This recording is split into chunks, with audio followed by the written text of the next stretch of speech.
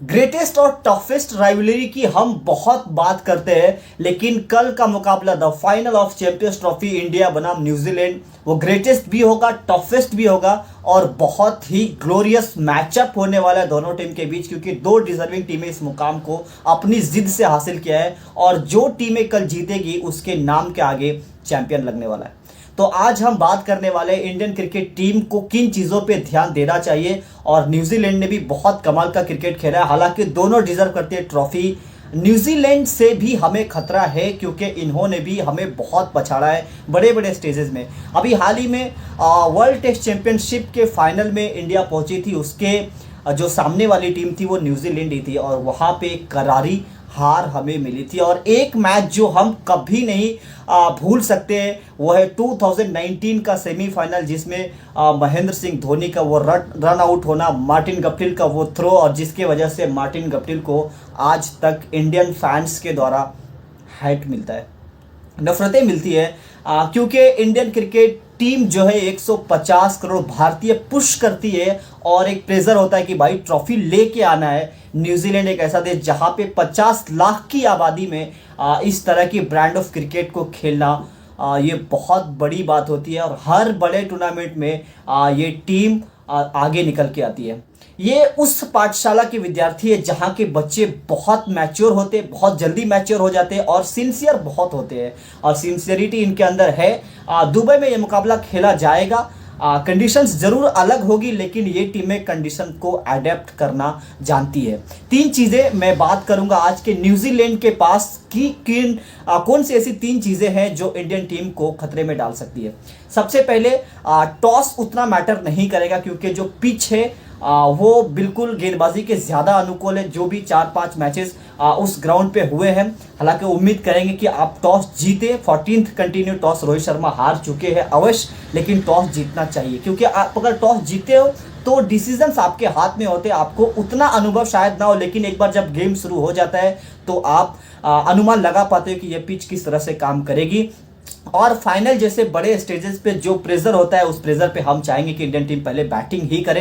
हालांकि फर्क पड़ता नहीं है चाहे बैटिंग करे या बॉलिंग करे, क्योंकि जो डिपार्टमेंट हमारे पास बॉलिंग की है, ऑलराउंडर्स की है और ओपनर्स की है, वो डिपार्टमेंट पे हमें बहुत ज़्यादा भरोसा है। लेकिन न्यूजीलैंड की टीम में जो सबसे पहली बात मैं कहूँगा वो है ओपनर्स रचिन रविंद्र को रोकना बहुत जरूरी है 10 ओवर के पावर प्ले के अंदर, क्योंकि ये खिलाड़ी इंडियन टीम के लिए सिरदर्द बन सकता है। अब आपके मन में ये सवाल होगा कि केन विलियमसन नहीं, डैरिल मिचेल नहीं, इन सब का नाम नहीं, लेकिन आपने रचिन रविंद्र का नाम क्यों लिया?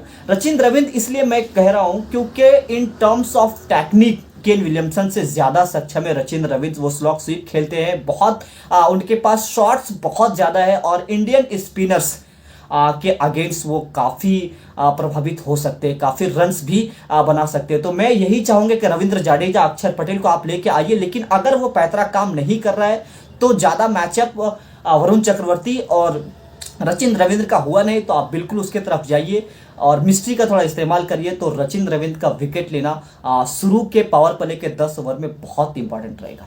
वो पहली पॉइंट है जो मैं देख रहा हूं कि काफ़ी घातक साबित हो सकती है इंडियन टीम के लिए। और दूसरी पॉइंट बॉलिंग डिपार्टमेंट के तरफ भी मैं जाना चाहूँगा, क्योंकि उनके पास भी रिजर्व स्पिनर्स बहुत ज़्यादा है। हम न्यूजीलैंड की बात कर रहे हैं, ये रिजर्व स्पिनर बहुत ज़्यादा है और ज़मीन आसमान का फ़र्क तो मैं नहीं कहूँगा, क्योंकि मिचेल सेंटनर जिसके पास शार्प माइंडेड और बहुत कमाल का T20 कैरियर है उनका, लेकिन मिचेल सेंटनर को छोड़ करके इंडियन टीम के स्पिनर्स और उसके न्यूजीलैंड के स्पिनर्स के कंपेयर में ज़मीन आसमान का फर्क है।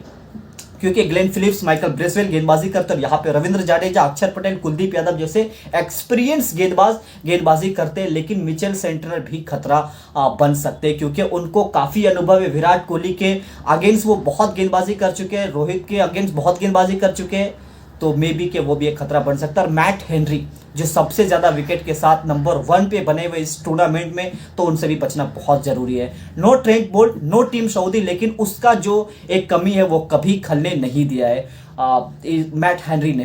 तो उम्मीद ये रहेगा कि मैट हेनरी और मिचेल सेंटनर, ये इनका जो एक प्रकोप है वो इंडियन टीम पे ना पड़े ताकि हम मुकाबला जीत सके। और तीसरी जो चीज़ मैं समझता हूँ वो है उनकी फील्डिंग, क्योंकि फील्डिंग डिपार्टमेंट बहुत कमाल की। ग्लेन फिलिप्स जो ध्रुवाकर्षण का मजाक उड़ाते हैं। केन विलियमसन जैसे कंसिस्टेंट फील्डर हमने देखा था कि आखिरी इंडिया और न्यूजीलैंड का जो मैच हुआ था आखिरी लीग स्टेजेस का, वहां पे दो जबरदस्त कमाल के कैचेस पकड़े थे इन दोनों फील्डर ने।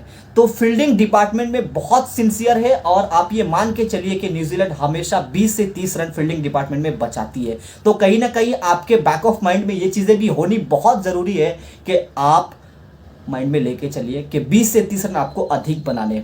बाकी मैं अब बात करने वाला ग्राउंड का। ये जो 3 चीजें मैंने कही, ये 3 चीजें जो मुझे थोड़ी सता रही है, हालांकि मुझे अपने इंडियन टीम पे बहुत भरोसा है क्योंकि बहुत बैलेंस टीम है। जैसा कि मैंने प्रीव्यूज में भी कहा है कि हमारे पास हर डिपार्टमेंट में काबिलियत है, चाहे वो गेंदबाजी हो या बल्लेबाजी हो या ऑलराउंडर्स हो या फिनिशिंग टचेस हो, सभी में एबिलिटीज है। लेकिन ये 3 चीजें भारत को पछाड़ सकती है। टॉस इंपॉर्टेंट रहेगा क्योंकि आप बड़े मुकाबले में बैटिंग करना चाहते हो, क्योंकि प्रेशर हमेशा दूसरे टीम पे आप डालना चाहते हो और फाइनल का दबाव थोड़ा अलग होता है। हालांकि न्यूजीलैंड को भी फाइनल खेलने का बहुत अनुभव है, बड़े स्टेजेस पे बहुत मैचेस वो खेल चुके हैं।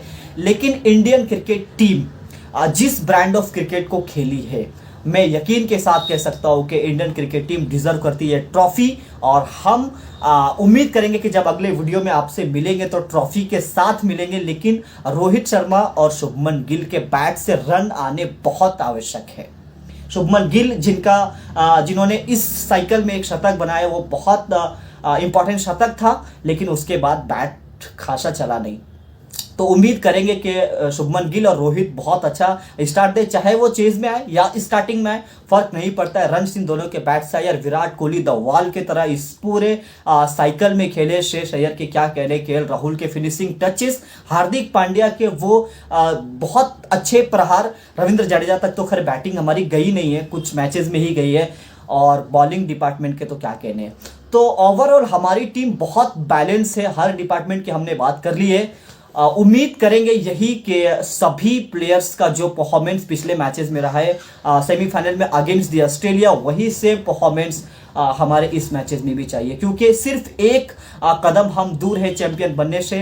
रोहित शर्मा, विराट कोहली जिन्होंने अपने करियर में इतने बड़े बड़े उपलब्धियां हासिल करी है, डिजर्व करती है यह ट्रॉफी। और एक सवाल ये भी रहता था इंडियन फैंस के मन में कि यार हम बहुत अच्छा क्रिकेट खेलते हैं, हम हमेशा सेमीफाइनल में जाते हैं, टॉप 4 में रहते हैं, लेकिन फाइनल की जो एक टीस रहती है वो हम छू नहीं पाते। तो वो जो एक समस्या थी वो भी लगभग हम सुलझा चुके 2024 विश्व कप T20 जीत के कि नहीं, हम ट्रॉफी जीत सकते हैं। बस एक ट्रॉफी की और आस है कि हमने जिस तरह से क्रिकेट खेला है, वी आर होपिंग के ट्रॉफी हम घर अवश्य रूप से लेकर आएंगे।